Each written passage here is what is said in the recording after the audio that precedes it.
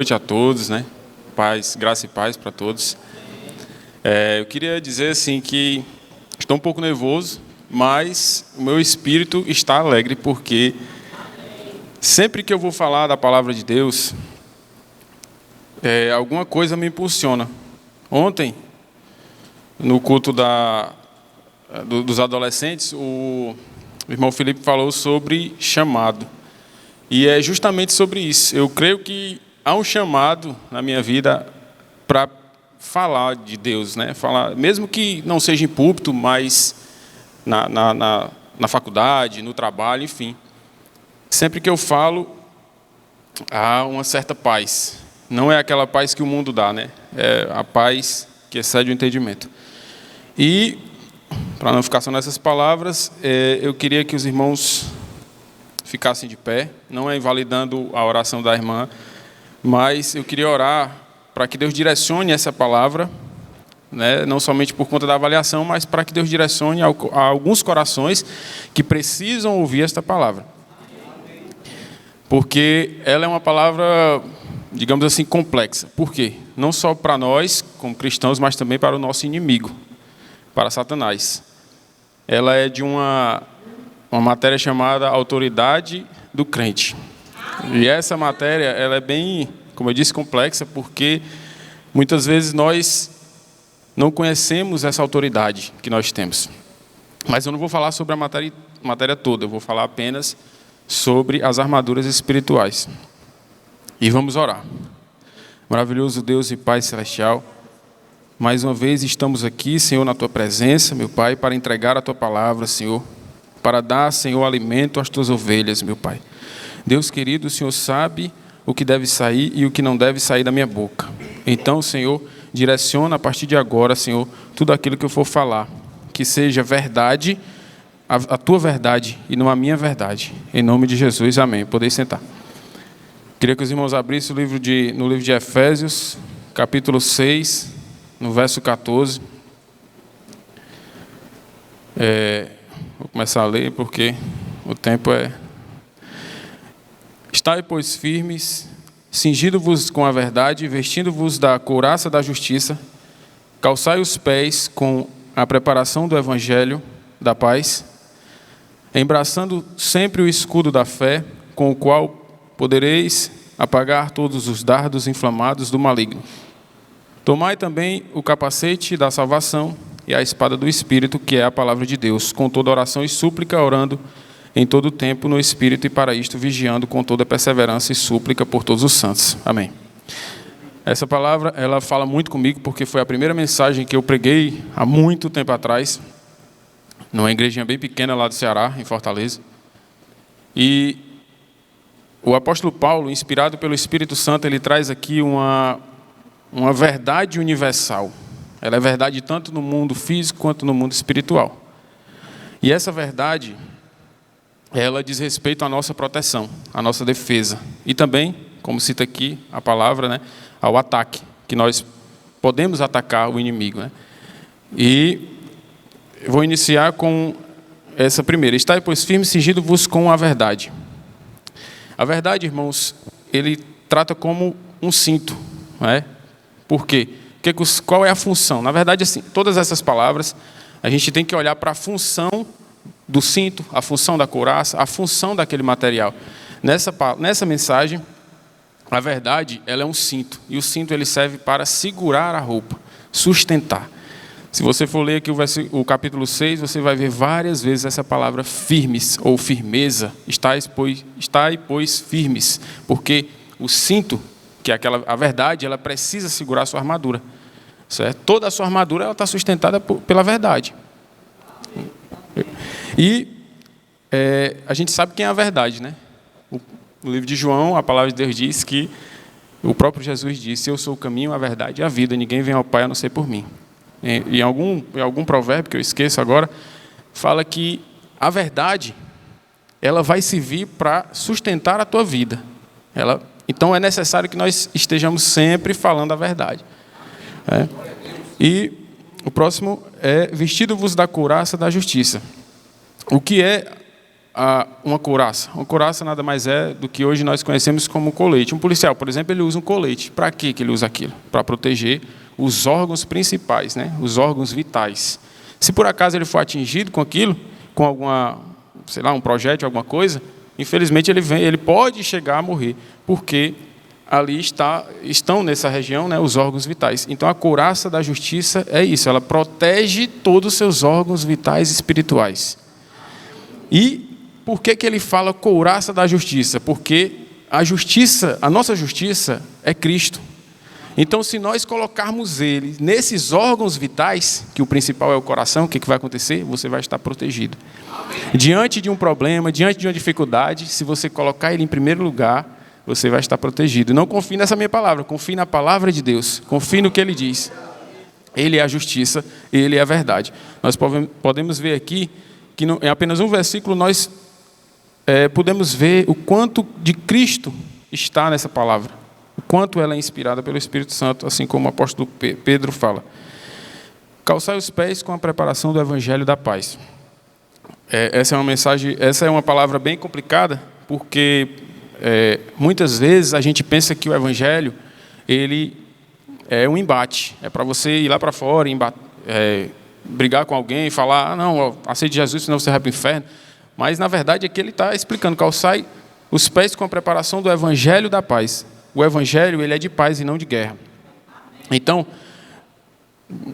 certa vez, Jesus falou, bem-aventurado os pacíficos, porque eles serão conhecidos como filhos de Deus. Ou seja, se você quiser ser conhecido, se nós quisermos sermos conhecidos como filhos de Deus, é necessário que nós possamos ter esse Evangelho da paz fincado em nossos corações. Esse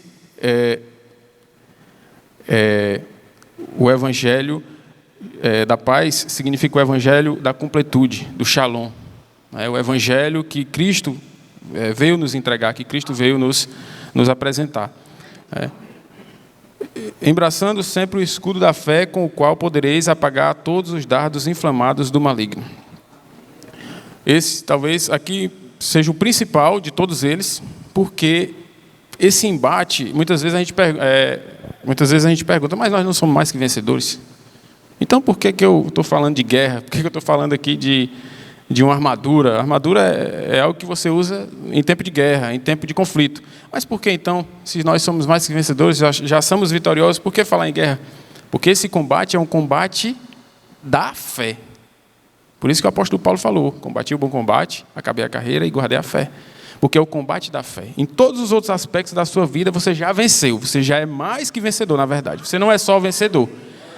O vencedor é aquele que vai lá, corre, tira o primeiro lugar. O mais que vencedor é aquele que está descansando e mesmo assim ele recebe a medalha. E foi isso que aconteceu com a gente. Nós recebemos aquela medalha, nós recebemos a medalha quando Cristo foi naquela cruz e derramou seu sangue. Sangue preciosíssimo. Então, a fé...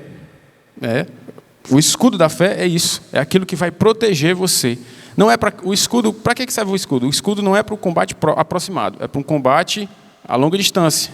E nós sabemos, a Bíblia diz, né, que o diabo ele está ao nosso derredor, bramando como leão, buscando a quem possa tragar. Ou seja, está ao nosso derredor. Ao nosso redor estão os anjos, e ao nosso derredor o diabo ele fica ali rodando. Quando ele não consegue o combate aproximado, o que ele faz? Ele lança setas, ele lança dardos inflamados, ou seja, dardos quentes, dardos pegando fogo. E se nós não estivermos com o escudo da fé, se nós não estivermos com a fé fixa na nossa mente, com aquele fundamento, porque o que é a fé? A fé é o firme fundamento das coisas que não se vê, mas que se espera. Então, se nós estivermos com aquela fé fixa na mente, sobre tudo que nós formos fazer, um concurso, uma prova, qualquer coisa que nós formos fazer, até mesmo cuidar da nossa família, se nós tivermos fé, a gente consegue vencer aquilo ali. E tomai também o capacete da salvação. O capacete da salvação, todo mundo sabe que o capacete protege a cabeça, e na nossa cabeça tem um órgão vital que é o cérebro. E é onde acontece tudo, acontece ali. O combate da fé acontece na mente. Nós precisamos ter o capacete da salvação, ter a certeza da salvação. Para quê? Para quando ele fizer qualquer ataque, nós estamos fixos na salvação. firmados na salvação. Agora, a salvação não é algo que você tem para sempre, não. Você tem e você precisa continuar no embate, continuar na batalha. Porque se você, por um acaso, vou sair aqui, infelizmente você pode perder sua salvação. Então, todos nós, né? Então, a salvação é necessário que a Bíblia diz, né, que o céu é conquistado por esforço. O reino dos céus é conquistado por esforço. Então, nós temos que permanecer fiéis, firmes na palavra. E o capacete da salvação, eu queria que os irmãos, se puderem abrir aí, no 2 Coríntios, capítulo 10, no versículo 4, só para explicar a importância tremenda que é o capacete da salvação. Essa palavra de 2 Coríntios, capítulo 10, verso 4, fala muito comigo, porque é através dela que nós podemos agir da maneira mais correta possível. Porque as armas da nossa milícia não são carnais, e sim poderosas em Deus para destruir fortalezas, anulando nós sofismas e toda altivez que se levanta contra o conhecimento de Deus, e levando cativo todo o pensamento à obediência de Cristo. Está aqui. É aqui onde acontece toda essa proteção. O apóstolo Paulo, inspirado pelo Espírito Santo, prefigurou através de um capacete, mas na verdade ele está protegendo contra as astutas ciladas do inimigo, que ele fala, porque as nossas armas não são carnais, da nossa milícia não são carnais, e sim poderosas em Deus para destruir fortaleza, anulando nossos sofismas. Ou seja, se na sua mente, não vou conseguir, não, aquilo ali não dá para mim. A palavra de Deus está aqui para isso. Você coloca o capacete e ele vai tirar, ele vai evitar, na verdade, que isso entre na sua mente. Você fica firme, você fica firmado nessa palavra. E ele diz, e toda altivez que se levanta contra o conhecimento de Deus, e levando cativo todo o pensamento à obediência de Cristo. É justamente isso. Muitas vezes na minha vida eu tentei fazer as coisas por mim mesmo. Vou lá, vai dar certo. E muitas vezes quebrei a cara. Mas no momento em que, apesar de ter nascido no lar cristão, mas você sabe que filho de crente não é crentinho, né? É necessário nascer de novo, mesmo sendo filho de crente. Mas no momento em que eu coloquei Jesus, coloquei Cristo como firme fundamento, né, e comecei a obedecer a palavra, o que aconteceu? Esses sofismas, eles foram saindo. Negações, coisas que aquilo ali eu não vou conseguir, eu não posso, não tenho, mas nós não podemos dizer isso. Dizemos que nós temos que dizer, eu já consegui, eu posso e eu tenho, porque a partir da palavra é que você vai começar a agir, a partir da palavra é que você vai ter a sua ação, e com os hábitos você consegue conquistar. E voltando, né, para o último ponto, e a espada do Espírito, que é a palavra de Deus. Esse é o principal instrumento de ataque nosso, e é onde o inimigo, os irmãos não têm noção do quão foi difícil eu decidir trazer essa mensagem, porque o inimigo, ele sabe, ele tem consciência de que se você dominar essa palavra, ele já era. Ele não consegue dar um passo sequer na tua vida se tu dominar essa palavra. Se tu dominar não é as regras em si, mas se tu aprender o amor de Cristo através da vida dele, né? Eu dou uma dica, principalmente no livro de João, que é perfeito aquele livro. Se nós aprendermos aquela palavra, essa palavra de João, Mateus, enfim, os evangelhos, com certeza nós teremos a vitória. Nós poderemos dizer e falar como Paulo falou, né? Combati o bom combate, guardei a carreira combati o bom combate, acabei a carreira e guardei a fé. Amém. E aqui eu deixo para os irmãos, né? Reflitam sobre essa palavra. É minha oportunidade de falar, então eu peço que os irmãos reflitam sobre essa palavra e coloquem ela em prática, né? Use esses elementos figurados e tente trazer, né? Não só a metáfora do elemento em si, a metáfora que foi feita, mas tente trazer para a vida prática. E aqui eu agradeço essa riquíssima oportunidade. Em nome de Jesus, amém.